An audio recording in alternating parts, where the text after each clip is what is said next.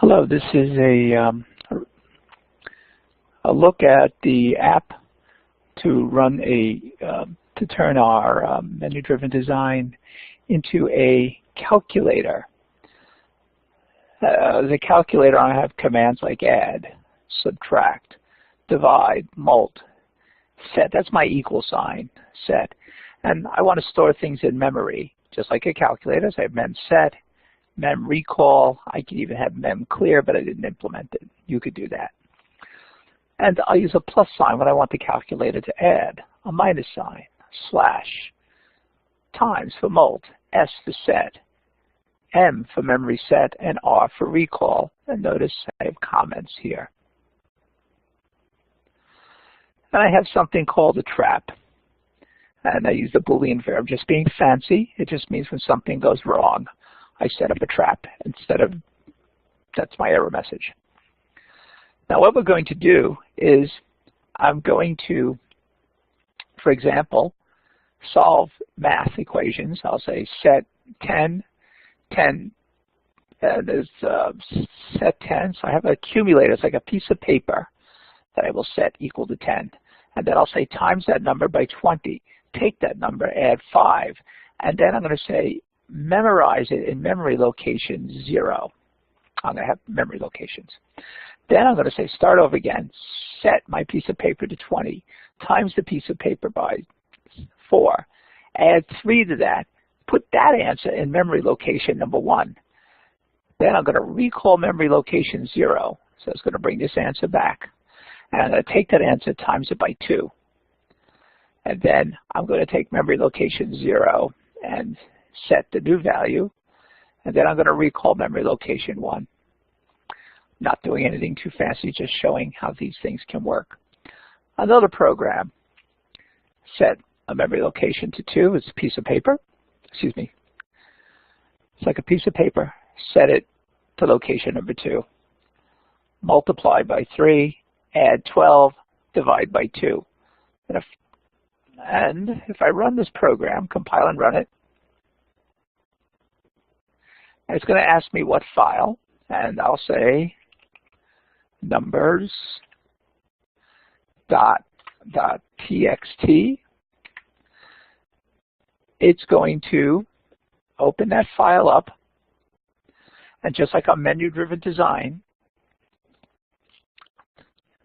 instead of going to a menu, asking a person, it's just going to read these values.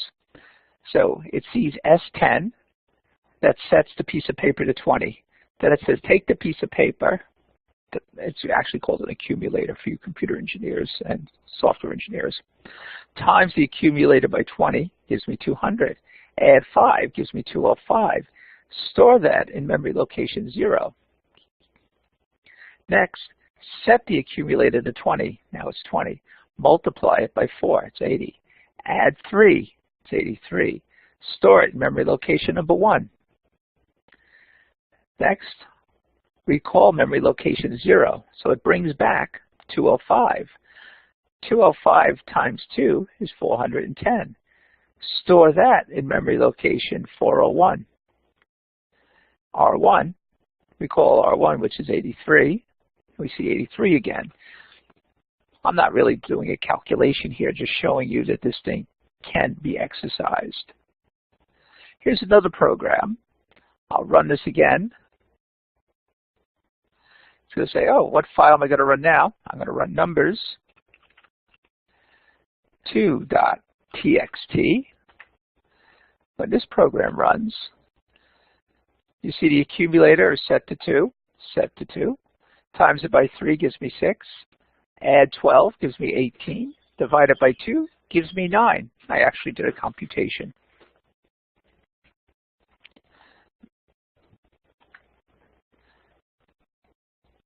Where are those files stored? How were these files created? Well, I simply said add a file, created a file name, say numbers3.txt, call it anything you like. Oops, I said open. I want to create it, excuse me. Right, new empty file, yes, and this is C++ files, but if I say all files, there's all files. There's num1 and num2. num3.txt. I can call it ASM for assembler language if I like. I didn't set it up that it cares.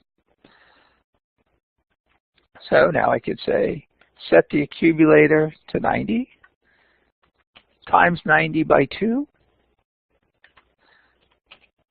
divided by 3.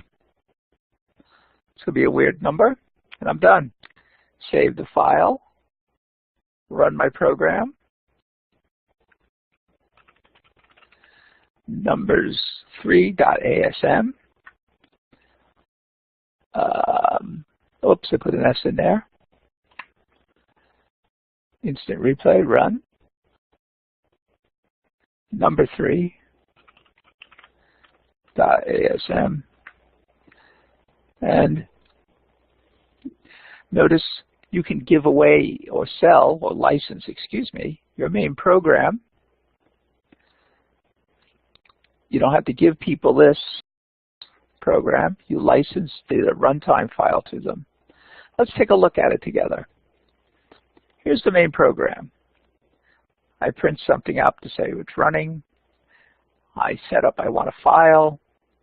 I set up a variable to hold the name of the file. I ask the person, tell me the name of the file.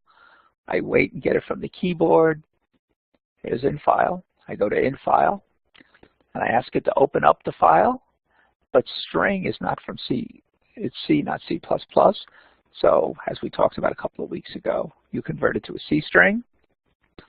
And I ask a question about in file. Did it open up?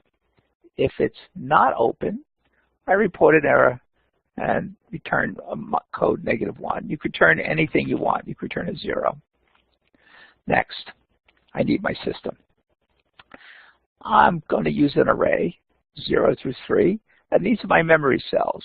I'm going to use that for temporary data. Here's my accumulator, the answer, and I display this result all the time. And this is the operand, what number I'm going to use, and this is the opcode, my adding, subtracting, or multiplying.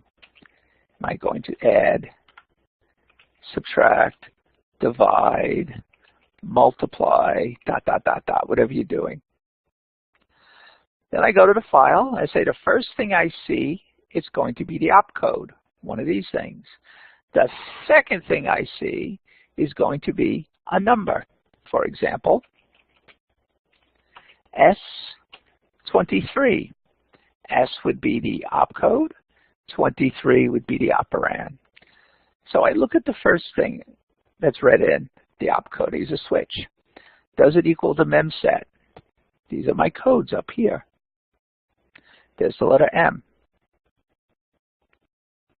If it's equal to memset, the next operand tells me where in memory I want to store it.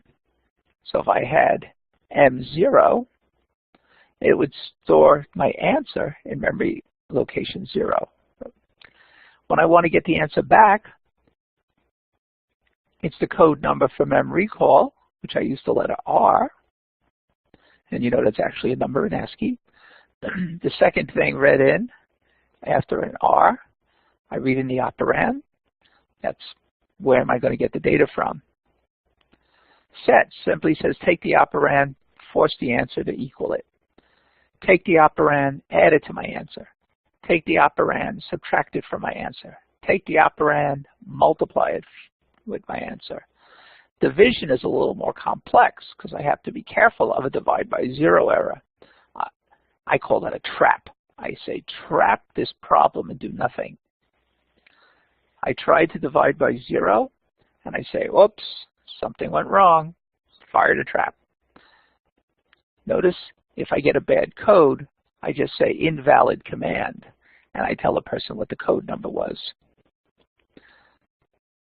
Next, the actions are, I output the instruction. What was my command? What did you want me to do with, what was the opcode? And what was my answer? And then I go back and get another one over and over again. And I actually do nothing with the trap here. I just say it's been trapped.